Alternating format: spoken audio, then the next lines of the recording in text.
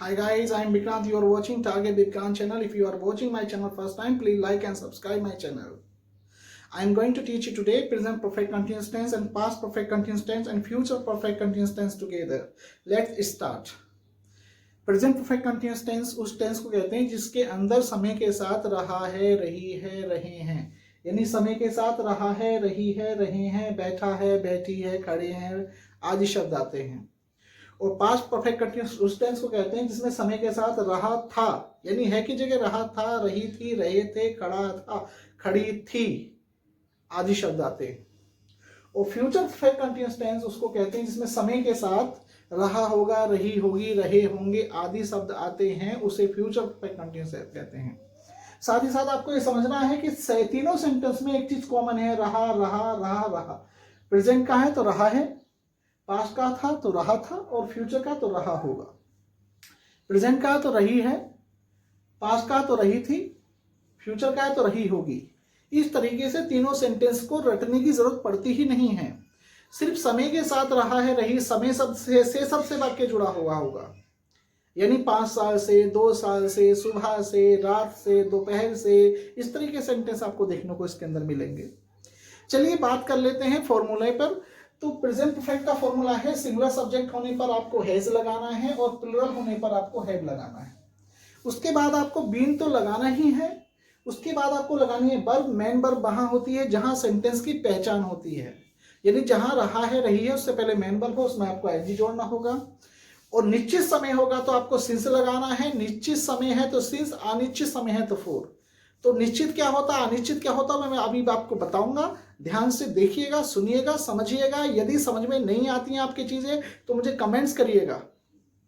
मैं दावा करता हूं कि इंग्लिश आपको सिखा के छोड़ूंगा, बेसिक कंसेप्ट आपके क्लियर करके छोड़ूंगा। यदि आप मेरे चैनल को पहली बार देख रहे हैं तो जरूर सब्सक्राइब कर लीजिएगा। ये चैनल आपके लिए वरदान साबित होगा। निश्चित रूप से आप इस चैनल को सब्सक्राइब करके रखिएगा और शेयर कीजिएगा वीडियो को ज्यादा से ज्यादा। अब देख लीजिए पास्ट को। तो पास्ट में आपको ये ध्यान रखना है कि जहां पर हैज बीन, हैव बीन लगाया था सिंगुलर के साथ, वहां पे हैज बीन का चक्कर है, प्लूरल के साथ हैव बीन का चक्कर है, लेकिन पास्ट में वो चक्कर है ही नहीं। आपको सिर्फ हैड बीन लगाना है, चाहे सब्जेक्ट आपका सिंगुलर हो चाहे प्लूरल हो। वर्ब की फर्स्ट में एनजी जोड़नी है, ऑब्जेक्ट, सिंस या फॉर, वो तो सब आएगा ही। और फ्यूचर में जैसा कि आप जानते हैं फ्यूचर परफेक्ट कंटिन्यूअस में आपको यही बात आपको याद रखनी है, आई और बी के साथ शैल लगाते हैं, अन्य कर्ता के साथ बिल लगाते हैं। यानी जो बात आपकी पहले थी वही है, सिर्फ नई चीज क्या बढ़ेगी इसके अंदर, आई और बी के साथ जो है आपको शैल हैव बीन लगाना है और अन्य कर्ता के साथ बिल हैव बीन लगाना है। निश्चित समय के लिए सिंस, अनिश्चित समय के लिए फॉर लगाना है। अब समझते हैं निश्चित समय होता क्या है। जो चीज अपने टाइम सर्कल के अंदर केवल एक बार घटती हो वहां पर आपको सिंस लगाना है। जैसे बात करते हैं पार्ट ऑफ द डे, यानी दिन के जो भाग हैं, जैसे शुरुआत दिन की होती है मॉर्निंग से, तो मॉर्निंग कितनी बार होती है, एक बार। तो सुबह से पहले आपको, मॉर्निंग से पहले आपको से की अंग्रेजी सिंस लगानी है, सिंस मॉर्निंग। दोपहर से, दोपहर कितनी बार होती है एक दिन में, केवल एक बार होती है, तो आपको लगाना है सिंस नून, यानी नून से पहले सिंस लगाना है, आफ्टरनून से पहले सिंस लगाना है। अब शाम से, शाम की बात करते हैं तो से की अंग्रेजी आपको वहां पर सिंस इवनिंग लगानी होगी, क्योंकि शाम भी एक बार होती है। अब बात कर लेते हैं नाइट, यानी रात से। तो रात से की अंग्रेजी आपको से की अंग्रेजी सिंस नाइट लगानी होगी, क्योंकि रात भी एक ही बार होती है पूरे दिन के अंदर। और मैं कहूं आधी रात से तो मिडनाइट, तब भी आपको सिंस लगाना है। इसके अलावा नेम ऑफ द डे, यानी दिन के नाम से पहले, नेम ऑफ द मंथ, महीनों के नाम से पहले। नेम ऑफ द डे का मतलब जैसे मंडे, मंडे जो दिन है सप्ताह में कितनी बार आता है, सप्ताह में एक बार आता है मंडे, तो सिंस मंडे बोलेंगे आप इस वाक्य में से की अंग्रेजी के लिए। मंगलवार कितनी बार आता है सप्ताह में, एक बार, तो सिंस ट्यूसडे बोलेंगे आप। उसी प्रकार जब किसी महीने का नाम, नेम ऑफ द मंथ, जैसे जनवरी, जो जनवरी है वो केवल एक बार आती है साल में, तो सिंस जनवरी बोलेंगे। फेब्रुअरी, फेब्रुअरी यानी फरवरी जो है, फेब्रुअरी जिसको हम बोलते हैं, तो वहां पर भी आपको सिंस लगाना है, यानी किसी दिन के नाम से पहले, किसी महीने के नाम से पहले। नेम ऑफ द डेट, किसी डेट के नाम से पहले, जैसे आज 2 अक्टूबर है, अगर मैं कहूं कि मैं 2 अक्टूबर से आपका इंतजार कर रहा हूं, तो I have been waiting for you since 2 October. तो मैं 2 अक्टूबर से आपका इंतजार, सिंस क्यों लगाया मैंने, क्योंकि 2 अक्टूबर एक ही बार आएगा। Okay, name of the year, कोई साल दे रखा हो जैसे 2020, 2019, 2015, 2016, 1995, 1895, तो वहां पर भी आपको सिंस लगाना है। क्लियर? इसके अलावा stage of the life, stage of the life माने जीवन की जो अवस्थाएं हैं, जैसे childhood, young age, old age, birth, death, यहां से की अंग्रेजी आपको, जब से बोलेंगे आप तो से की अंग्रेजी आपको सिंस लगानी है। नेम ऑफ द फेस्टिवल, कोई भी फेस्टिवल हो साल में एक बार ही आता है। मान लीजिए दीपावली से, अगर मैं कहूं मैं दीपावली से अमेरिका में रह रहा हूं, तो I have been living in America since Deepawali. तो सिंस क्यों लगाया? क्योंकि दीपावली एक बार आती है साल के अंदर। यानी name of any festival, name of any historical event, किसी भी हिस्टोरिकल ऐतिहासिक घटना के नाम से पहले भी आपको सिंस लगाना है।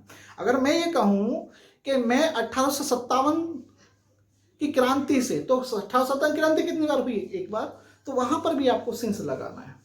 तो मेरा मानना है कि आप सिंस समझ गए होंगे, और साथ ही साथ ओ क्लॉक, एम पीएम से पहले भी आपको सिंस लगाना है। जैसे मैं 1 बजे से, तो 1 बजे कितनी बार बजते हैं?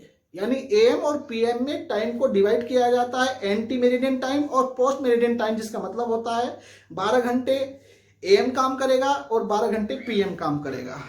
पोस्ट मेरिडियन टाइम, एम का मतलब है रात के 12 बजे से शुरू होता है और दिन के 11:59 तक ही रहता है। उसके जैसे ही 12 बजते हैं तो पीएम शुरू हो जाता है, और ये 11:59 तक रहेगा रात को, उसके बाद एम शुरू हो जाता है। तो आपको ये ध्यान रखना, एम पीएम और ओ क्लॉक से पहले भी सिंस का प्रयोग करते हैं। क्लियर?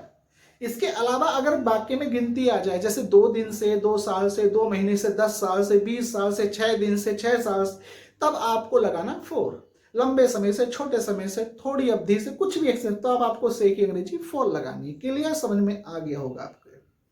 चलिए अब एग्जाम्पल के द्वारा समझ लेते हैं कि तीनों सेंटेंस में कितना छोटा सा फर्क है, उस फर्क को देख लेते हैं और चीजों को समझिए, कंसेप्ट को समझिए। Try to understand the concept of the tenses, you will never forget, कभी नहीं भूलोगे आप। कब अगर आप सही से याद कर लोगे कंसेप्ट को, तो फिर कभी भूलोगे ही नहीं, आई प्रॉमिस टू यू। चलिए देख लेते हैं एग्जाम्पल के द्वारा। एग्जाम्पल देखिए, वह सुबह से अखबार पढ़ रहा है। पढ़ रहा है, क्या पढ़ रहा है? अखबार पढ़ रहा है। सबसे पहले वह की अंग्रेजी ही लगाएंगे, और पढ़ रहा है प्रेजेंट परफेक्ट कंटिन्यूअस का वाक्य है, तो सुबह से शब्द से जुड़ा है वाक्य, ये आप ध्यान रखिएगा। अगर इस वाक्य में से शब्द से नहीं दिया होता तो ये वाक्य प्रेजेंट परफेक्ट का ना होके, प्रेजेंट परफेक्ट कंटिन्यूअस का ना होके, केवल कंटिन्यूअस का होता। अगर मैं कहूं वह अखबार पढ़ रहा है तो he is reading the newspaper, और मैं ये कहूं वह सुबह से अखबार पढ़ रहा है तो प्रेजेंट परफेक्ट कंटिन्यूअस के अकॉर्डिंग बोलेंगे।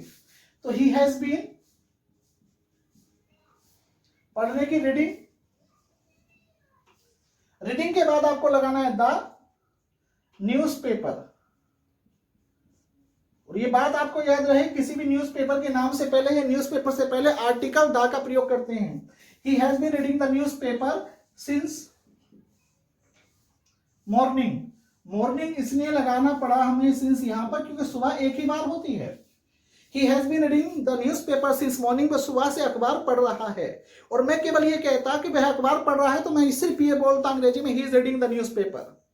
तो वह अखबार पढ़ रहा है, उसमें समय नहीं दे रखा, प्रेजेंट कंटिन्यूअस का वाक्य है। और वो कहते हुए सुबह से अखबार पढ़ रहा है, इस सुबह से की वजह से ही सेंटेंस में हैज बीन आ गया है। He has been reading the newspaper since morning, और he is reading the newspaper। दोनों में फर्क है केवल सुबह से, यानी इसमें समय है, उसमें समय नहीं है। जब समय नहीं आता है कंटिन्यूटी पाई जाती है, प्रेजेंट कंटिन्यूअस का वाक्य होता है, और से शब्द से जब वाक्य जुड़ा होता है तो प्रेजेंट परफेक्ट कंटिन्यूअस का वाक्य होता है। अंडरस्टैंड? दूसरा वाक्य, इसी को मैं चेंज कर दूं, वह सुबह से अखबार पढ़ रहा था, यानी रहा है की जगह अब मैं सेंटेंस के कर देता हूं रहा था। तो मैं सिर्फ चेंजिंग ये करूंगा, जहां पर मैंने हैज बीन बोला है वहां पर मुझे हैड बीन लगाना है। तो मैं बोलूंगा अंग्रेजी में, वह सुबह से अखबार पढ़ रहा था, he had been reading the newspaper since morning. और वह सुबह से अखबार पढ़ रहा होगा तो he will have been reading the newspaper since morning. यानी तीनों सेंटेंसेस में आपने एक चीज देखने वाली ये आई होगी आपके समझ में कि भाई अंतर केवल है, थे और गए का है, सेम चीजें वही हैं। अगर एक ही सेंटेंस को देख लिया जाए, वह सुबह से अखबार पढ़ रहा है, और इसी सेंटेंस को मैं यहां लिखता हूं, वह सुबह से अखबार पढ़ रहा था। अब रहा था शब्द देखिए, देखिए यहां पर देखिए रहा है, यहां पे रहा है और यहां पे रहा था। दोनों सेंटेंस फर्क क्या का, थे और है का। सबसे पहले वह की अंग्रेजी ही लगाई, उसके बाद में मैंने लगाया हैड बीन। हैड बीन क्यों लगाया, क्योंकि पास्ट का वाक्य, ही हैड बीन। पढ़ रहा तो क्या पढ़ रहा है, रीडिंग, यानी वर्ब लगानी है पहले आपको। पढ़ रहा तो क्या पढ़ रहा है, रीडिंग द न्यूज़पेपर। और ये ध्यान रहे कब से पढ़ रहा है, सुबह से, since morning. Since morning, since क्यों लगाया, क्योंकि मैंने आपको बताया कि पार्ट ऑफ द डे है, क्योंकि सुबह केवल एक बार होती है, सिंस मॉर्निंग। तो इस प्रकार he had been reading the newspaper since morning और he has been reading the newspaper since morning. दोनों में फर्क, एक छोटा सा फर्क है और है। थे की वजह से हेड आ गया और है की वजह से हैज आ गया। इतना सा फर्क है जो बहुत आसानी से आप समझ जाएंगे। You will understand easily. Understand. चलिए अब मैं इसी सेंटेंस को फ्यूचर में देखता हूं, देखिए ट्राई करके। फ्यूचर में कैसे आपको ट्राई करना है, वह सुबह से अखबार पढ़ रहा होगा। वह सुबह से अखबार पढ़ रहा होगा। पढ़ रहा होगा यानी पढ़ रहा होगा, फ्यूचर का वाक्य। सबसे पहले ही के साथ लगेगा विल हैव बीन, और पढ़ने की अंग्रेजी रीडिंग द न्यूज़पेपर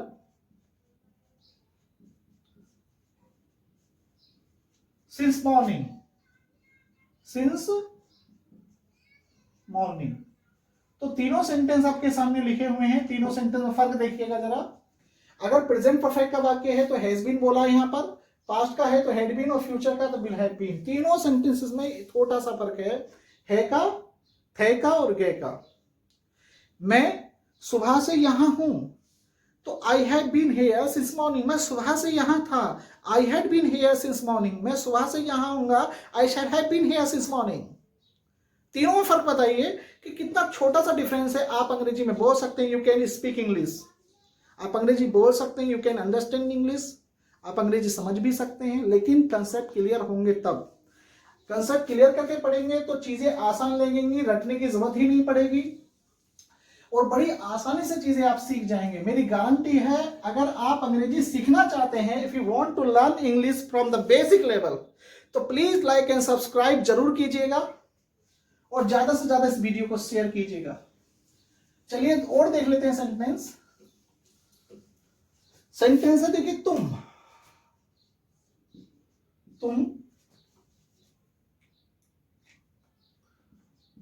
सोमवार से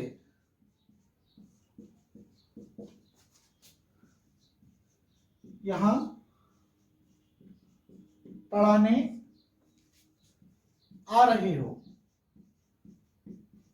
तुम सोमवार से यहां पढ़ाने आ रहे हो, तो तुम की अंग्रेजी होगी यू, उसके बाद में have been, you have been, और मेन वर्ब कहां है, रहे हो से पहले आने में जुड़ेगा NG, you have been coming. और जिस वर्ब में नानी ने आ जाता है उस वर्ब से पहले लगाते हैं to. You have been coming here to. पढ़ाने की क्या होगी, पढ़ाने की होगी टीच, यानी you have been coming here to teach. कब से, सोमवार से। तो सिंस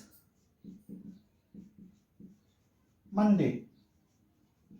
तो मैंने सिंस मंडे क्यों बोला, क्योंकि मंडे सप्ताह का एक दिन का नाम है, इसलिए यहां पर सिंस आएगा।